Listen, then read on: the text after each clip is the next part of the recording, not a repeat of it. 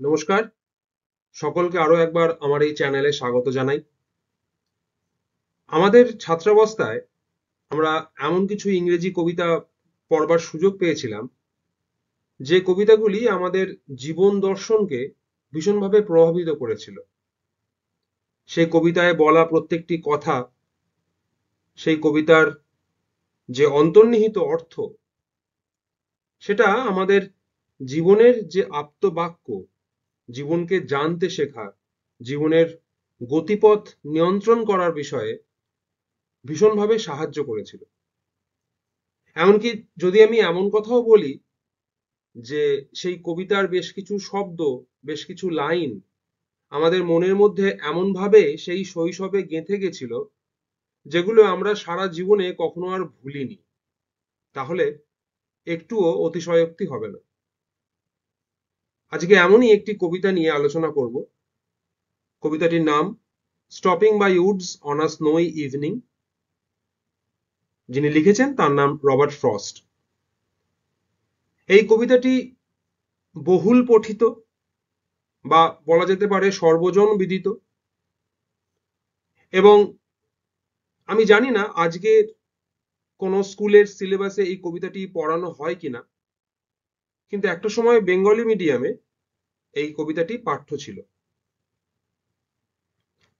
অত্যন্ত প্রিয় একটি কবিতা আমার, এবং সেজন্যই মনে হলো যে আমার এই অত্যন্ত ভালো লাগার কবিতাটি, সর্বজন বিদিত বহু পঠিত এই কবিতাটি আমি আমার মতো করে একটু ব্যাখ্যা করি। অন্তত আমি যেভাবে এই কবিতাটিকে দেখি বা এখনো জীবনের বিভিন্ন সময়ে এই কবিতার লাইনগুলোকে আমি যে কারণে মনে করি। তাহলে আমাদের আজকের আলোচনা আমরা শুরু করি। তার আগে ফ্রস্ট সম্পর্কে খুব সংক্ষেপে দু একটি কথা। রবার্ট ফ্রস্ট একজন আমেরিকান কবি ছিলেন। তার জন্ম 1874 এবং মৃত্যু 1963। খুব ভালোভাবে যদি আমরা এই ক্রোনোলজিটা মাথায় রাখি, তাহলে আমরা বুঝতে পারবো যে ফ্রস্টের জীবনে তিনি দুটো বিশ্বযুদ্ধ দেখেছিলেন। ফ্রস্টের বেশিরভাগ কবিতায় তার এই জীবন দর্শনটি ভীষণভাবে পরিস্ফুট হয়েছে।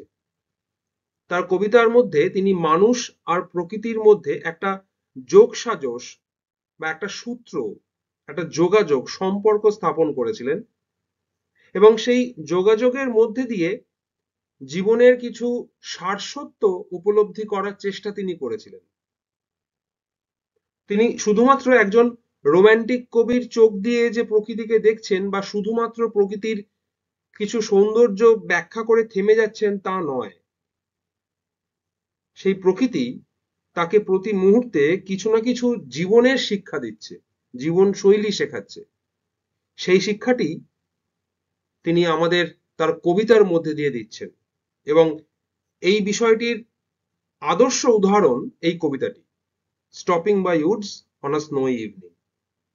এবারে আমরা কবিতাটি নিয়ে একটু আলোচনা করি। Whose woods these are, I think I know. বক্তা বলছেন, এই জঙ্গলটা কার আমার মনে হয় আমি জানি। His house is in the village though, he will not see me stopping here to watch his woods fill up with snow. তিনি বলছেন এই জঙ্গলটা কার আমার মনে হয় আমি জানি। তার বাড়ি যদিও এই গ্রামের মধ্যেই, কিন্তু তিনি আমাকে দেখতে পাচ্ছেন না। এই যে আমি তার এই জঙ্গল, যে জঙ্গলটা বা যে বনানী আজকে তুষারে ঢেকে গেছে, সেই জঙ্গলের সৌন্দর্য দেখবার জন্য আমি যে তার জঙ্গলের ভিতর না বলে অনুমতি না নিয়ে চলে এসেছি, এটা আশা করি তিনি দেখতে পাচ্ছেন না। My little horse must think it queer. আমার যে ছোট্ট ঘোড়াটি, নিশ্চয়ই সে এই ব্যাপারটিকে ভালো চোখে দেখছে না। তার নিশ্চয়ই মনে হচ্ছে যে একটা কিছু অদ্ভুত জিনিস ঘটছে। To stop without a farm house near. আশেপাশে কোনো ফার্ম হাউস নেই, তাহলে আমি এখানে কেন দাঁড়িয়ে পড়লাম, এটা নিশ্চয়ই আমার সঙ্গের ঘোড়াটি বুঝতে পারছে না। হয়তো সে মনে করছে আমি পাগল হয়ে গেছি। Between the Woods and frozen lake, the darkest evening of the year. অর্থাৎ তিনি বলছেন যে আমার সঙ্গে যে ঘোড়াটি রয়েছে সে নিশ্চয়ই মনে করছে যে আমি পাগল হয়ে গেছি, কারণ এই জঙ্গল এবং সামনের ফ্রোজেন লেক বা বরফ হয়ে যাওয়া যে লেক, তার মাঝখানে কোনো ফার্ম হাউস নেই। এবং আজকের এই the darkest evening of the year, আজকের এই সন্ধ্যাটি এ বছরের সবচেয়ে অন্ধকারতম সন্ধ্যা। তাহলে এমন একটি অন্ধকারতম সন্ধ্যায় চারিদিকে যখন শুধুই বরফ, জীবনের কোনো চিহ্ন খুঁজে পাওয়া যাচ্ছে না, এবং তার উপর সামনে যখন কোনো ফার্ম হাউস নেই, তাহলে আমি কেন এখানে দাঁড়িয়ে পড়লাম, এটা নিশ্চয়ই আমার সঙ্গে এই ছোট্ট ঘোড়াটি ভাবছে। তার নিশ্চয়ই অদ্ভুত লাগছে। তাই সে কি করছে? He gives his harness bells a shake to ask if there is some mistake. তার গলায় যে ঘন্টাটা বাঁধা আছে, সে মাথা ঝাঁকিয়ে সেই ঘন্টায় একটা ধ্বনি, একটা শব্দ তৈরি করছে আমাকে ডাকার জন্য। আমার সাথে সে কমিউনিকেট করার চেষ্টা করছে যে আমি কোনো ভুল করছি কিনা। The only other sounds the sweep of easy wind and downy flake. চারিদিকে শুনশান নীরবতা। একমাত্র যে শব্দ শুনতে পাওয়া যাচ্ছে তা হলো বাতাস বয়ে যাওয়ার শব্দ, এবং দু চারটে পাতা যেগুলো ইতস্তত ছড়িয়ে রয়েছে বরফের মধ্যে বা বরফ অবস্থায়, বা যেগুলো হয়তো গাছ থেকে ঝরে পড়ছে, তাদের সেই খসখসানি শব্দ পাওয়া যাচ্ছে। তাই চারিদিকে এতটাই নিস্তব্ধ, এবং এই নিস্তব্ধতার মধ্যে যখন আমি দাঁড়িয়ে রয়েছি, আমার ঘোড়া মনে করছে নিশ্চয়ই আমার কিছু একটা ভুল হচ্ছে। সেই জন্য সে তার গলায় বাঁধা যে ঘন্টা, সেটা বারে বারে নাড়াচ্ছে আমাকে ডাকার জন্য, আমার সাথে কমিউনিকেট করার জন্য। Last answer. এবং ওই যে একটু আগে বলছিলাম জীবনে না ভুলতে পারা কিছু লাইন, এই শেষ দুটো লাইন বিশেষ করে। The woods are lovely, dark and deep. এই জঙ্গলটা ভীষণ সুন্দর, গভীর, অন্ধকার। But I have promises to keep. কিন্তু আমার বেশ কিছু প্রতিজ্ঞা পালন করবার আছে, বেশ কিছু প্রতিজ্ঞা ফুলফিল করার আছে। And miles to go before I sleep, and miles to go before I sleep. এবং ঘুমিয়ে পড়ার আগে এখনো অনেকটা সময় আছে। ঘুমিয়ে পড়ার আগে এখনো অনেকটা পথ যেতে হবে। And miles to go before I sleep, and miles to go before I sleep. ঘুমানোর আগে এখনো অনেকটা পথ যেতে হবে, বা অন্যভাবে বলতে গেলে অনেকটা পথ গিয়ে তারপর ঘুমের সাক্ষাৎ পাওয়া যাবে। এইটা হচ্ছে এই ছোট্ট কবিতাটির বহিরাঙ্গের যে অর্থ। এবার প্রশ্ন হচ্ছে এই কবিতাটি নিয়ে আমি এত বেশি আগ্রহী কেন, আমি কেন বারে বারে এই কবিতাটি সম্পর্কে বলতে গিয়ে আবেগপ্রবণ হয়ে পড়ছি। আসলে এই কবিতার বহিরাঙ্গের সৌন্দর্য বা বহিরাঙ্গের যে অর্থ, এর সারফিশিয়াল মিনিং যতটা সুন্দর, এর ইনার মিনিং বা অভ্যন্তরীণ যে অর্থ, যেটা আমাদের জীবনে জেনে রাখার, বুঝে রাখার, মনে রাখার খুব প্রয়োজন, সেটা সম্ভবত আরো বেশি সুন্দর। আমি অন্তত যেভাবে বিষয়টাকে দেখি। এবার আমি আমার মতো করে কবিতাটি ব্যাখ্যা করি। কবিতায় কি হচ্ছে, একজন, ধরে নিচ্ছি কবি, তিনি নিজের কথা বলছেন, তিনি শীতের এক অন্ধকারতম রাত্রি, সেই রাত্রিতে তিনি বেরিয়েছেন কোথাও ঘুরতে। হঠাৎ করেই তিনি এক সুন্দর জঙ্গল দেখে দাঁড়িয়ে পড়ছেন। তার মনের ভিতর সংশয় হচ্ছে যে এই জঙ্গলের মালিক তাকে নিশ্চয়ই দেখতে পাচ্ছে না। তার ঘোড়া তাকে ডাক দিচ্ছে, এটা বলার জন্য যে হয়তো সে কোনো ভুল করছে, এবং তারপর সে সেখান থেকে চলে যাচ্ছে, বা কবি সেখান থেকে চলে যাচ্ছেন। এই জঙ্গলটা আমার মনে হয় এটা শুধুমাত্র একটা ভৌগোলিক জঙ্গল নয়, এই অন্ধকারটা আমাদের চেতনা বা চিন্তনের ভিতরের যে অন্ধকার, ফ্রয়েডিয়ান সাইকোলজির ভাষায় যে অন্ধকারময় জগৎ, এই অন্ধকার জঙ্গলটা আমাদের মনের সেই গহীন স্তরটাকে তুলে ধরে, যে স্তরের কোনো ইঙ্গিত আমাদের কাছেও নেই। যেমন সে বিখ্যাত গানটি লাইন যদি মনে করি আমরা, যে তোমার ঘরে বসত করে কয়জনা মন জানো না, আমার মনের ভিতরে কি চলছে সেই অন্ধকারময় যে জগৎ, একটু আগে আমি সিগমুন্ড ফ্রয়েডের কথা বলছিলাম, সেই অন্ধকার জগতে প্রতি মুহূর্তে কি আলোড়ন চলছে, কি ঘটে চলেছে, সেটা আমি জানি না। তার ভিতরে কোনো আলো পৌঁছয় না।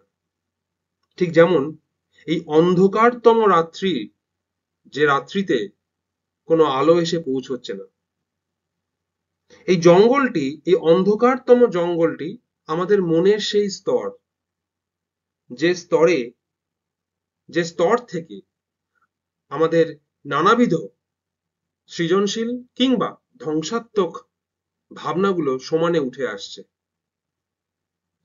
এবার আমরা সৃজনশীল কাজ করছি না ধ্বংসাত্মক কাজ করছি, সেটা নির্ভর করছে আমাদের প্রবৃত্তির উপর, আমরা কিভাবে আমাদের মননকে, চিন্তনকে, চেতনাকে নিয়ন্ত্রণ করছি তার উপর। কিন্তু কবি বলছে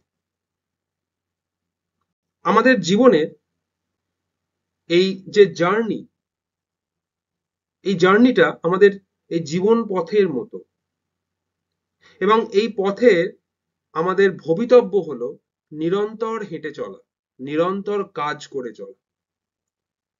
আমরা মাঝে মধ্যে এই জীবনে আমাদের উদ্দেশ্য থেকে সরে যাই, আমরা লক্ষ্যভ্রষ্ট হই, আমরা মায়ায় আটকে পড়ি। যে মায়ায় তিনি আটকে পড়েছেন, যে সৌন্দর্য দেখে তিনি আটকে পড়েছেন, রামকৃষ্ণ পরমহংসদেবের ভাষায় কামিনী কাঞ্চন, যা দেখে আমরা আমাদের জীবনের যে প্রতিশ্রুতি তিনি বলছেন আমার এখনো বহু প্রতিশ্রুতি পালন করবার আছে, but I have promises to keep, এই প্রতিশ্রুতি আসলে আর কিছুই নয়, নিজের জীবনের যে কাজের উদ্দেশ্য, যে কর্মযোগ, সেই কাজের উদ্দেশ্যকে পালন করে যাওয়া, যে কাজকে শ্রীমদ্ ভগবদ গীতায় মা ফলেষু কদাচন বলা হচ্ছে, অর্থাৎ যে কাজ ফলের আশা রাখে না। আমাদের জীবনে আমরা সেই কাজ করবার জন্যই আমরা আমাদের জীবনে এসেছি, আমাদের উদ্দেশ্য পূরণ করবার জন্য। কিন্তু মাঝে মধ্যে আমরা হারিয়ে যাই, লোভে পড়ে, মায়ায় পড়ে। সংসারের যে মায়া, যে মায়ার বন্ধন না কাটিয়ে উঠতে পারলে আমাদের জীবনের উদ্দেশ্য ব্যাহত হয়। আবারও যদি আমরা সেই শ্রীমদ্ ভগবদ গীতার শুরুর কথাগুলো মনে করি, যখন অর্জুন বুঝতে পারছেন না যে এই কুরুক্ষেত্রের যুদ্ধ তিনি কেন করছেন, তার সামনে যারা দাঁড়িয়ে আছেন তারা সকলেই তো তার ভাই, আত্মীয়, তাহলে এই যুদ্ধ করার কারণটা কি? তিনি তার জীবনের উদ্দেশ্য খুঁজে পাচ্ছেন না, উদ্দেশ্য থেকে তিনি সরে গেছেন। তখন সামনে আসলেন শ্রীকৃষ্ণ অর্জুনকে বলার জন্য যে অর্জুন, তোমার ভুল হচ্ছে। তারপর শ্রীকৃষ্ণ তাকে যে শিক্ষা দিচ্ছেন সেটা তো অবশ্যই শ্রীমদ্ ভগবদ গীতা, সেখান থেকে শুরু হচ্ছে। কিন্তু এখানে লক্ষ্য করে দেখুন, যখন কবি তার উদ্দেশ্য ভ্রষ্ট হয়ে এই জঙ্গলে ঢুকে পড়েছেন, মায়ায় পড়েছেন, মায়ার বাঁধনে পড়েছেন, লোভের বাঁধনে পড়েছেন, বাহ্যিক সৌন্দর্যের দ্বারা আকৃষ্ট হচ্ছেন, তখন তাকে তার ঘোড়া ডাকার চেষ্টা করছে। ঠিক যেভাবে লক্ষ্যভ্রষ্ট, পথভ্রষ্ট অর্জুনকে শ্রীকৃষ্ণ বারে বারে ডেকে এনেছিলেন যে অর্জুন, তোমার ভুল হচ্ছে, তোমার এই যুদ্ধটা করা উচিত, থেমে যাওয়া উচিত নয়। আমাদের জীবনটাও যদি এই যুদ্ধ হয়, তাহলে আমাদেরও উদ্দেশ্য পূরণ না হওয়া অবধি, লক্ষ্যে পৌঁছানো না অবধি থেমে যাওয়ার কথা নয়। এবং এই যে ঘোড়ার যে তার হার্নেস বেলস, তার গলার ঘন্টাটা দিয়ে কবিকে ডাকছে, সেই ঘোড়া কতকটা আমাদের বিবেকের মতো। যখন আমরা পথভ্রষ্ট হই, উদ্দেশ্য থেকে হারিয়ে যাই, লক্ষ্যভ্রষ্ট হই, আমাদের বিবেকও বারে বারে আমাদের ডাক দেয় যে প্রভু কিছু একটা ভুল হচ্ছে, আপনি কিছু একটা ভুল করছেন, ফিরে আসুন, এখনো সময় আছে। এই কবিতায় ফ্রস্ট, রবার্ট ফ্রস্ট কবি যখন তার উদ্দেশ্য থেকে বিচ্ছিন্ন হয়ে যাচ্ছেন, তার উদ্দেশ্য থেকে সরে যাচ্ছেন, এই জঙ্গলে তার থামবার কথা নয়, তার হেঁটে চলে যাওয়ার কথা, তার জীবন পথে এগিয়ে যাওয়ার কথা, জীবনের রথ থেমে যাওয়ার কথা নয়, কিন্তু তিনি থেমে গেছেন, মায়ায় পড়েছেন, কামিনী কাঞ্চনের লোভে তিনি পড়েছেন, হয়তো শ্রীরামকৃষ্ণের ভাষায় আকৃষ্ট হয়েছেন। তখন তার বিবেক তাকে ডাকছে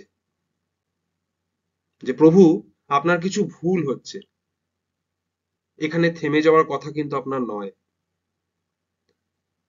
এবং কবি সেটা উপলব্ধি করছেন, তিনি বলছেন এই যে কথাটা কি সাংঘাতিক কথা, জীবনের কত বড় দর্শন। The woods are lovely dark and deep but I have promises to keep. তিনি বুঝতে পারছেন যে এই সুন্দরের লোভে পড়ে থেমে গেলে আমার জীবনটা চলবে না, আমি এইটা করতে পৃথিবীতে আসিনি। আমার কাছে আমার জীবনের উদ্দেশ্যটা খুব স্পষ্ট, আমি কি জন্য এসেছি, আমি কি করতে চাইছি। কিন্তু আমি সাময়িকভাবে এই যে পথভ্রষ্ট হয়ে গেছিলাম, সৌন্দর্য দেখে আমি থমকে গেছিলাম, আটকে গেছিলাম, এইটা আমার করা উচিত হয়নি। তাই আমাকে আমার বিবেক ডাকছে যে এই এই যে জীবনের এই যে কর্মযোগ, এইটা এত সহজে থেমে যাওয়ার জন্য নয়, এখনো বহু কাজ বাকি। এবং এই যে তিনি বলছেন শেষ দুটো লাইনে, and Miles to go before I sleep, এই স্লিপ শুধুমাত্র যে রাতের ঘুম তা তো নয়, স্পষ্ট এটা মৃত্যুর কথা বলছেন। তিনি বলছেন মৃত্যুর আগে আমাকে বহু কাজ করতে হবে, সময় বড্ড কম। এবং সেজন্যই যেহেতু মৃত্যুর আগে আমার বহু কাজ করা বাকি, তাই আমাকে এখানে থেমে গেলে চলবে না, আমার এখানে থেমে গেলে চলবে না, আমাকে আরো পথ যেতে হবে। এবং তিনি, আশা করা যায় এই কবিতায় শেষে, এই চলার নামই যে জীবন, অন্তবিহীন যে পথ, জীবনের যে বহু কাজ করবার বার্তা, যে কর্মযোগ, সেই কর্মযোগের ইঙ্গিত দিয়েছেন। আবার যদি আমরা এই কবিতার মাঝখানে যখন তিনি এই সৌন্দর্যে, জঙ্গলের সৌন্দর্যে থমকে দাঁড়িয়ে পড়ছেন, সেইটাকে যদি আমরা বৌদ্ধ দর্শন দিয়ে একটু ভাববার চেষ্টা করি, খুব সহজে, খুব জটিল ভাবে ভাবার চেষ্টা আমি হয়তো করছি না, আমি খুব সহজেই যদি ভাবার চেষ্টা করি, তাহলে বৌদ্ধ দর্শনে বলছে যে প্রত্যেক যন্ত্রণার একটা কারণ আছে, এবং সেই যন্ত্রণা থেকে মুক্তি পাওয়ারও একটা পদ্ধতি আছে, উপায় আছে। সেই উপায়টা কি? সেই উপায়টা খুঁজতে গেলে আবার আমাদের শ্রীরামকৃষ্ণের শরণাপন্ন হতে হয়, রামকৃষ্ণ পরমহংসদেবের, যেখানে তিনি বারে বারে প্রত্যাশা করতে বারণ করছেন। সেই একই বার্তা যা আমাদের শ্রীমদ্ ভগবত গীতায় রয়েছে, প্রত্যাশা করো না, কোনো কিছুর প্রত্যাশা করো না, শুধু নিষ্কাম কর্ম করে যাও, নিজের কাজটুকু করে যাও। এই কবিতায় কবি প্রত্যাশা করে ফেলেছিলেন, সুন্দরকে দেখে তিনি থেমে গেছিলেন, এবং সুন্দরকে দেখে থেমে যাওয়ার অর্থই হলো আমি সুন্দরের কাছ থেকে কিছু প্রত্যাশা করছি, সেটা আমার ইন্দ্রিয়জ সুখ, আমার মানসিক সুখ। কিন্তু এইটা জীবনের উদ্দেশ্য নয়। এবং যারা এই জীবনের উদ্দেশ্য একবার চিনতে পেরেছেন, দেখতে পেরেছেন, গহীন মনের অন্ধকারকে দূর করে যারা দূরের সুপ্ত আলোর রেখাটিকে চিনতে পেরেছেন, তারাই যোগী, তারাই জীবনে সাকসেসফুল। এই কবিতাটি আমাদের সেই যোগ সাধনার একটা ইঙ্গিত দেয়, আমাদের শিক্ষা দেয়, এবং আমাদের শিখিয়ে দেয় যে জীবনে হঠাৎ থেমে যাওয়াটা উদ্দেশ্য নয়। থামতে তো হবেই, সকলকেই থামতে হবে, কিন্তু সেটা জীবনের কাজগুলো করার পর, লক্ষ্যে পৌঁছনোর পর, তার আগে নয়।